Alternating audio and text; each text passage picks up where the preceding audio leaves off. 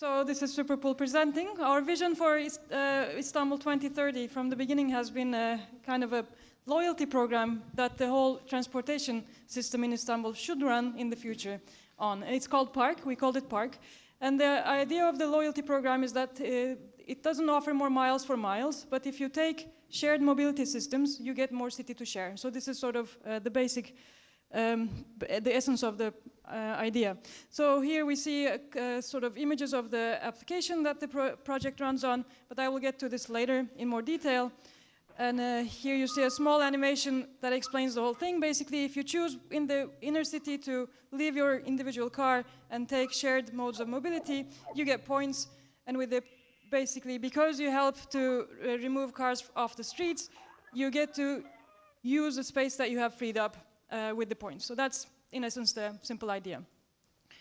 In the simplicity of it, it touches on quite a few important subjects for us. Some of them have been defined by Audi Urban Future Initiative, like mobility, traffic, future, technology, and some of these concepts that have been dear to Superpool, which has community building, participation, and democracy. And we have developed a thesis, which we call, the sentence is, the future of democracy is in the streets, where cars have freed up space for park. Basically, it's quite a loaded sentence in many ways, and downstairs you will see we have content that explains sort of all different parts of it, from democracy to streets to different cars and park. Now I will kind of do a quick unpacking of it.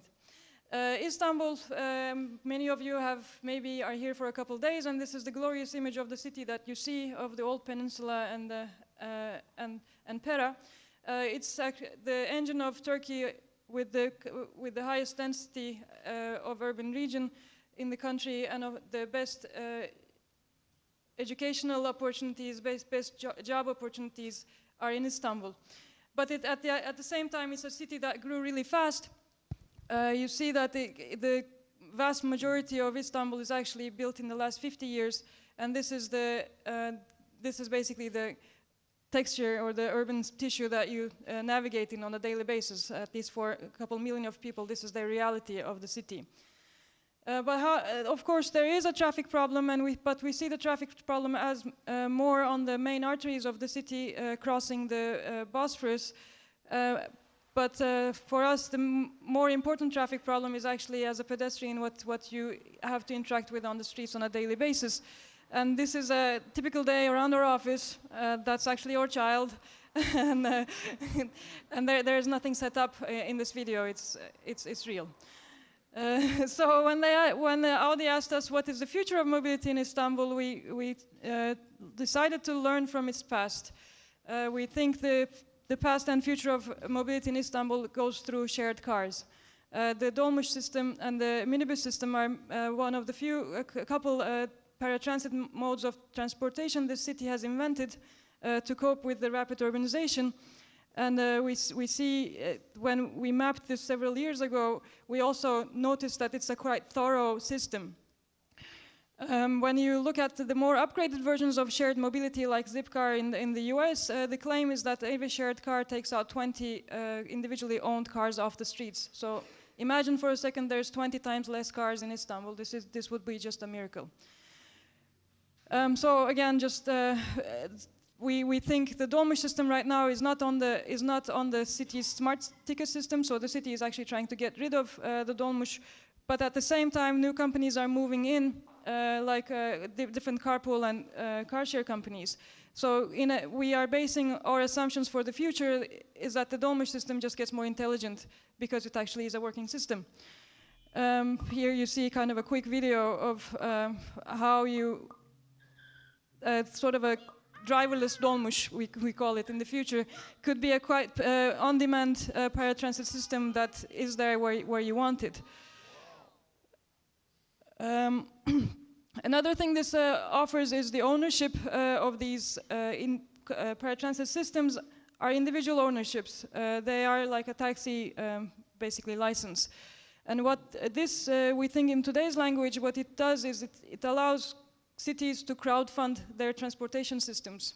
This is very important when resources are limited, to understand these existing systems and upgrade them with the new technologies and with the new language, basically, that it is actually a cool thing to have a Dolmuş system in a city.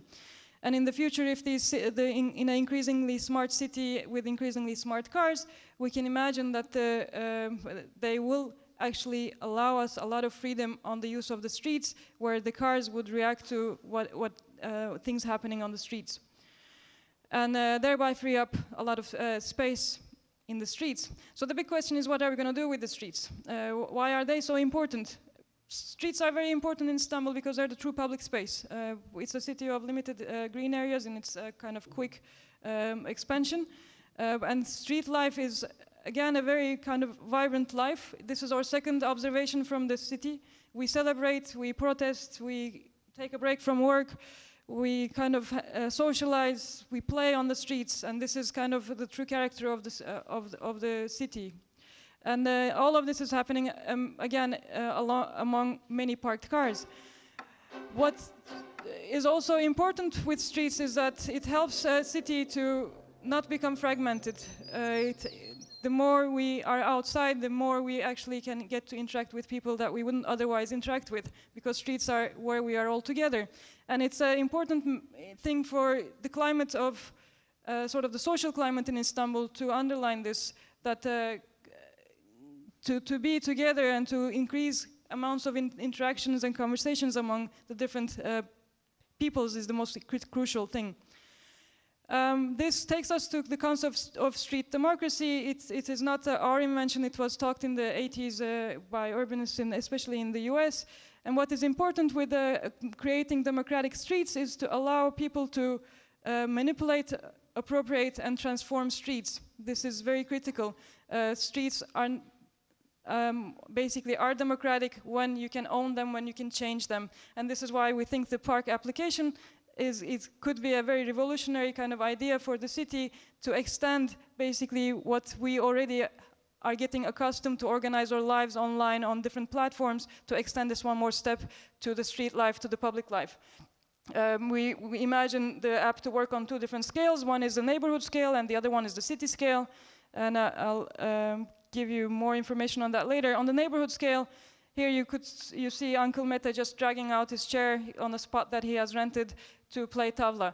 We're showing relatively mundane examples because we believe that it is okay, that it's up for people to decide what they would like to do. And kind of one of our mottos is all power to the imagination. This we think would, in a truly bottom-up scenario, we don't want to sort of write big statements on what is actually happening on the streets. Here you see several examples of how, again, from a traffic point of view, how the streets could change, with bike lanes to two-way streets to dead ends. Again, allowing the neighborhoods to negotiate, to decide what they would prefer to have, and again, building a community. Downstairs you will see our exhibition also taking place in Taksim. Taksim is one of the most important public squares in Istanbul. It is going through a very big discussion at the moment of what it should be. And the discussion is at the level of kind of everyone is trying to decide what the identity of the nation is through this lovely square.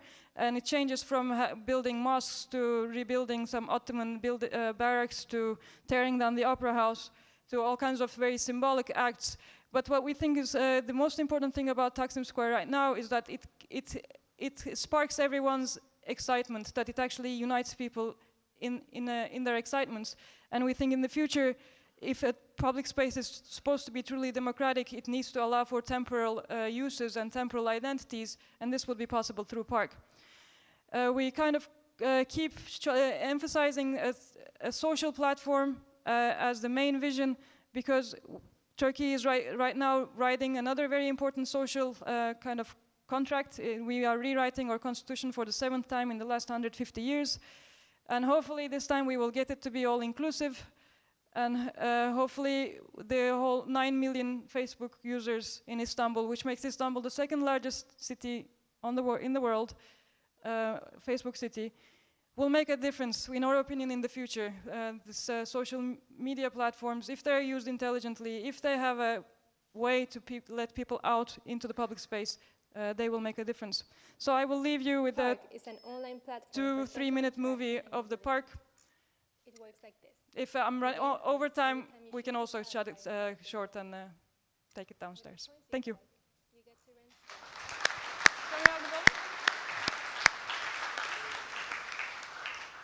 Starts planning her day on park. Elif looks at the many things happening in Beyoğlu today. She likes to live in Beyoğlu because there are many neighborhood events along with interesting institutional programs. Here is an invitation posted by Leila and Mehmet. Seems like their son Malik has learned how to ride a bike. Elif loves little Malik and would be happy to celebrate his achievement this evening.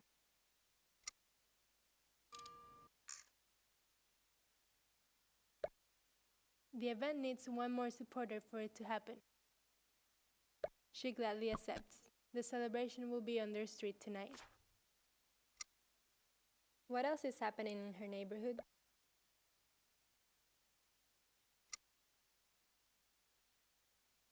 Elif wants to run tomorrow morning at Gezi Park. So she goes to her neighborhood groups and writes to the morning runners.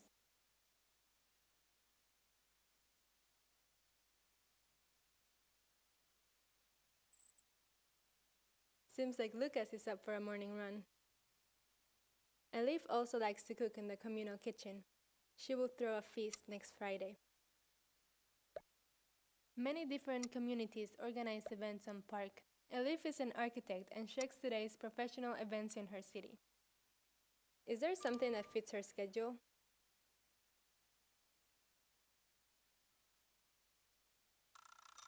These are all the architectural events located on the map. She can see when and where each event takes place. This urbanism workshop looks interesting. Let's see how it can be incorporated in her route today.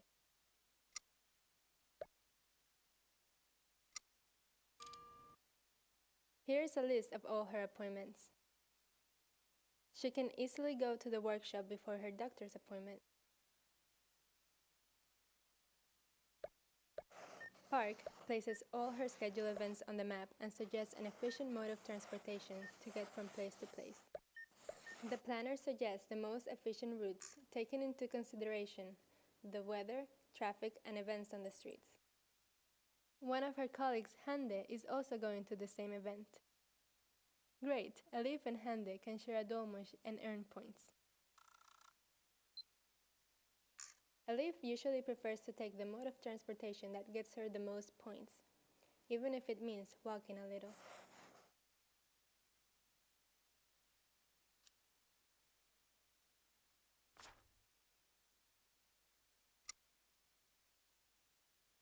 On her profile, Elif shares all the pictures taken at the events she has hosted.